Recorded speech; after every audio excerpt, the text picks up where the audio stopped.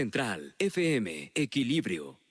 Dialogando, construimos puentes que nos conectan y nos llevan a nuevos caminos de conciencia. La entrevista, Equilibrio.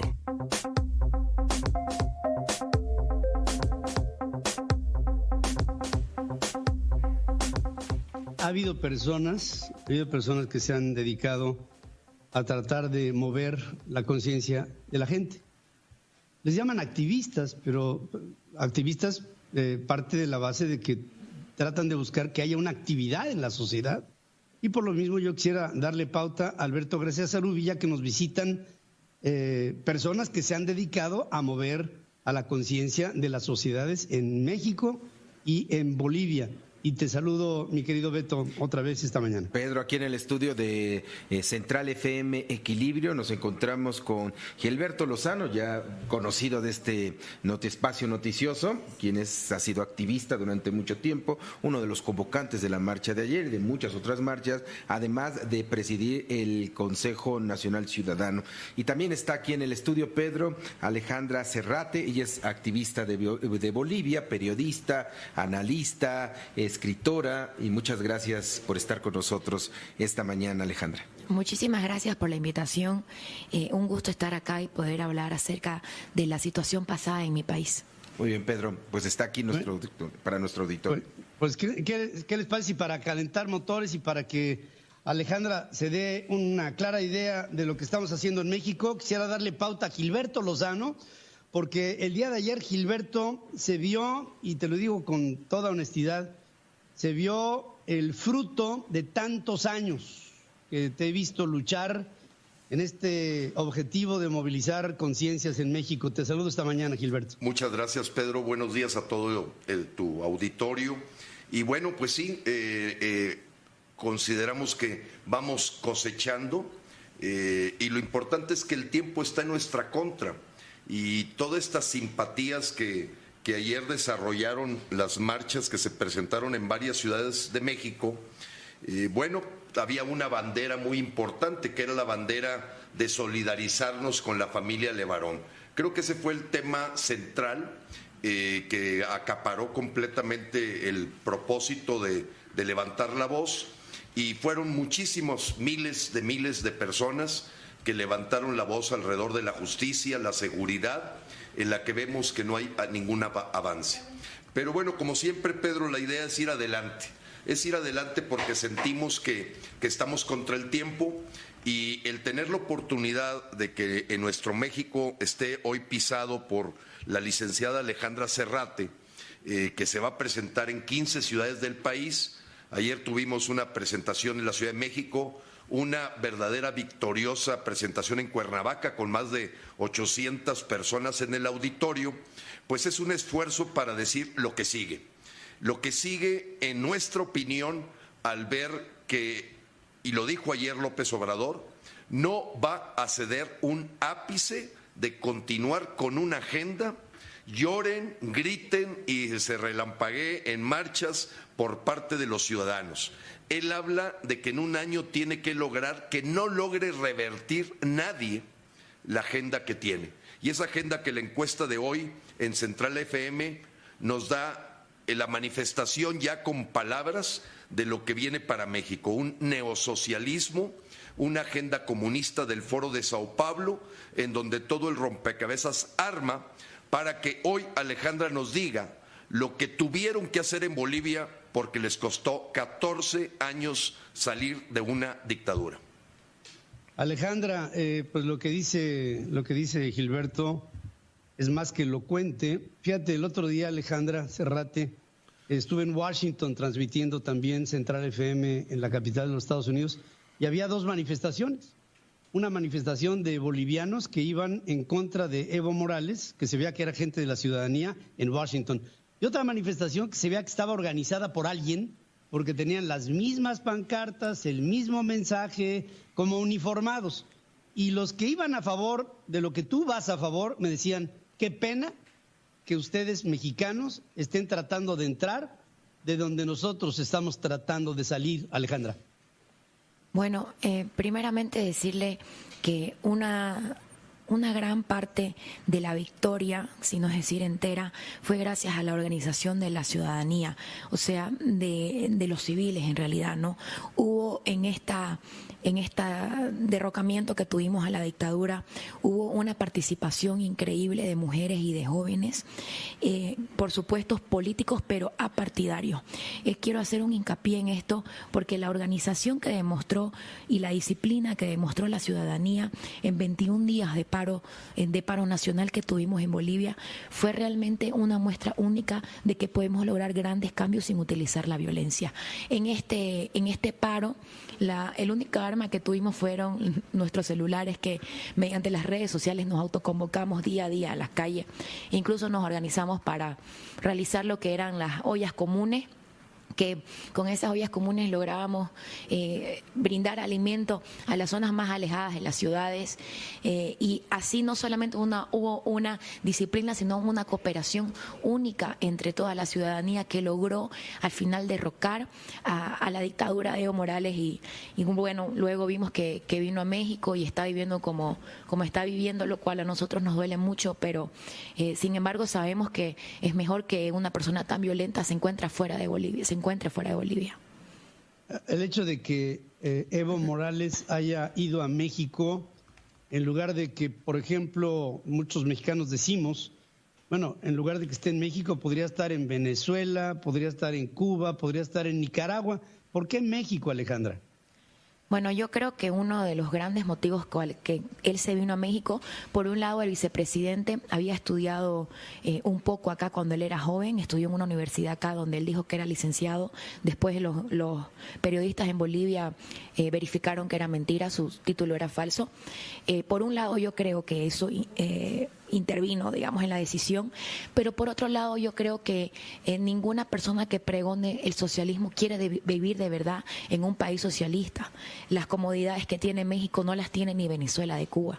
Estoy acá hace 2 días y realmente puedo decir que estoy enamoradísima de su país y de su gente y de su cultura y de su comida, y realmente era algo que Evo no iba a tener en Venezuela ni en Cuba. ¿Cómo ves el desempeño de la presidenta interina de Áñez? ¿Cómo lo ves cuando hoy ya veo que toma el poder en Bolivia y lo primero que hace es convocar a nuevas elecciones? ¿Cómo calificas tú el desempeño de esta mujer que llegó a suplir a Evo Morales en tu país? Mire, Pedro, el momento de felicidad que tuvimos los bolivianos cuando renuncia Evo fue solamente superado por el momento de felicidad cuando vimos que estábamos en manos de Yanine Áñez, que con prontitud llamó a las nuevas elecciones. No solamente eso, sino que mucha gente en el exterior no sabe que incluso el partido de gobierno de Evo Morales, que es el Movimiento al Socialismo, reconoció a Yanine Áñez como presidente y estuvo de acuerdo en este gobierno de transición que era tan importante para la pacificación de toda Bolivia. En todo ello, tú, con tu perspectiva de Bolivia, ¿podrías entender que después de 14 años de gobernar Evo Morales, finalmente se puede arrancar de Bolivia esta idea del socialismo bolivariano del siglo XXI? ¿O crees que pasarán muchos años para quitar esa pátina que dejó Evo en su paso por el poder? Lamentablemente en estos últimos días luego de la renuncia vimos en una escalada de violencia única de parte de grupos radicales todavía al movimiento al socialismo. El odio que sembró Evo Morales y el vicepresidente que ahora se encuentran en su país es un odio que nos va a costar años curarlo, porque el odio es una enfermedad. Sin embargo, las heridas van a sanar, vamos a cerrar esa división que creó Evo Morales, los bolivianos vamos a seguir en paz, vamos a conseguir la democracia y la libertad que tanto ansiamos, y Evo Morales va a ser recordado siempre como un asesino corrupto, dictador, y que destruyó y quiso destruir el pueblo boliviano. Yo creo que lamentablemente en Latinoamérica vemos ciclos de 20 años en los países, ciclos un poco más de centro de derecha y ciclos de izquierda. Así que lo importante para nosotros los bolivianos va a ser nunca más permitir que haya una persona que quiera perpetuarse en el poder, que destruya el Estado de Derecho, que coopte todas las instituciones del Estado y que por supuesto amedrente, persiga y secuestre judicialmente a tantas personas opositoras en un régimen que duró 14 años, ¿no? Pedro, me gustaría, Pedro, si me permites. Sí, claro. Si me permites. Claro. Sí, claro. Gracias, Pedro. Mira, ayer salieron muchas preguntas de los mexicanos y creo que es interesante retomarlas, porque una de las preguntas importantes que le hicieron a Alejandra Serrate, que hay que decirlo, ella nunca ha participado en un partido político, ella nunca ha sido funcionaria de gobierno, ella tiene su despacho de abogados, es una ciudadana como tú, como yo, para que no vaya a haber aquí interpretaciones, sobre todo de las huestes de Evo Morales, que buscan desacreditar siempre con la mentira y con la falsedad. Pero la pregunta que le hicieron muy fuertemente a Alejandra fue: dinos cuáles son los indicadores de algo que camina a ser una dictadura. Me gustaría que Alejandra los dijera, porque creo que le aclaró mucho el panorama a cientos y cientos de mexicanos que ayer la escucharon y que hoy la van a escuchar en Morelia, mañana en Durango, después en Monterrey, después en Hermosillo, León, Querétaro, Puebla, Jalapa, Cancún, en fin. Bueno, primeramente decirles que efectivamente yo sí fui una ciudadana más. Y eso es muy importante decirlo, porque el empoderamiento ciudadano que ocurrió en Bolivia fue único. Incluso hubieron periodistas del extranjero que estaban en Bolivia mientras hacíamos el paro cívico. Claro, paramos más de 2 millones de personas. Y él dijo: esta es la movilización pacífica más grande del mundo en este momento. Entonces es importante recalcar eso, por un lado. Por otro lado, a todos los países de Latinoamérica hay signos que tienen que buscar en absolutamente todos los presidentes o en todos los mandatarios, que tienen que armar una alerta roja. Y son básicos. Uno es la excesiva difusión de la imagen del caudillo. Cuando el caudillo empieza a poner su rostro en vallas, que en mi país pasaba que te subías a un avión y las cajitas que te dan para que comas tenían la cara de Evo Morales. A ese punto llegamos. Los celulares y las computadoras ensambladas en mi país tenían el rostro de Evo Morales. O sea, el plan de gobierno se llamaba Evo Cumple, por amor a Dios. La excesiva difusión de la imagen del caudillo, por un lado. Por otro lado, la cooptación de los medios de prensa independientes, ya sea comprando los medios de prensa o extorsionándolos mediante la vía tributaria. De alguna manera, un gobierno autoritario llega a tener el control de los medios de prensa independientes. Por otro lado, es de la debilitación de las instituciones públicas. Ustedes acá tienen 3 órganos del Estado, en Bolivia teníamos 4, que poco a poco, a lo largo de 14 años, fueron cooptados por el Ejecutivo. Y es por eso que nosotros podíamos decir que teníamos en una dictadura, porque tanto el órgano judicial como el legislativo y el electoral fueron cooptados por gente afín al movimiento al socialismo. Otro de los indicadores es, por supuesto, la persecución y amedrentamiento a las personas opositoras, algo que yo sufrí desde mis 25 años, cuando el presidente Evo sacaba mi cara en periódicos de circulación nacional, ¿no? Otro signo que se puede ver es, por supuesto, la creación del enemigo ficticio. Para Venezuela el enemigo siempre fue el imperio, para Cuba los gringos, para el presidente Evo Morales el enemigo perpetuo era el neoliberalismo, ¿no? Para Hitler los judíos, para Mussolini el socialismo, y así sucesivamente. Otro es el plan de gobierno interminable. En Bolivia era el proceso de cambio. El proceso de cambio no iba a terminar, pedía una gestión más, pedía una oportunidad más. En Cuba lo vimos con la revolución y en Venezuela lo vimos con también la revolución de Chávez, ¿no? Entonces, estos indicadores, si pasan en cualquier país, hay una alerta roja de que hay una persona que quiere o planea perpetuarse de alguna manera en el poder. Ya esto termina cuando hay la modificación de leyes, ¿no? Claro, y todo esto nos habla de de estos gobiernos a perpetuidad. Citas perfectamente bien, Alejandra, el caso de Cuba, Daniel Ortega Saavedra en Nicaragua, y así nos vamos. Evo Morales iba por sus 14 años en el poder, Correa estuvo 10 años en el poder y finalmente vino una vuelta. Lula iba por lo mismo, finalmente cayó en desgracia, Dilma cayó en desgracia, pero de toda suerte aquí tenemos a un presidente que va primero por una revocación de mandato y después seguramente seguirá. Se nos acaba el tiempo, solamente decir a toda la gente que nos escucha en todas partes, en América del Sur, en América Central, en los Estados Unidos y en 105 ciudades en México, decir, aquí tengo enfrente de mí, aquí yo desde Portland, a dos luchadores.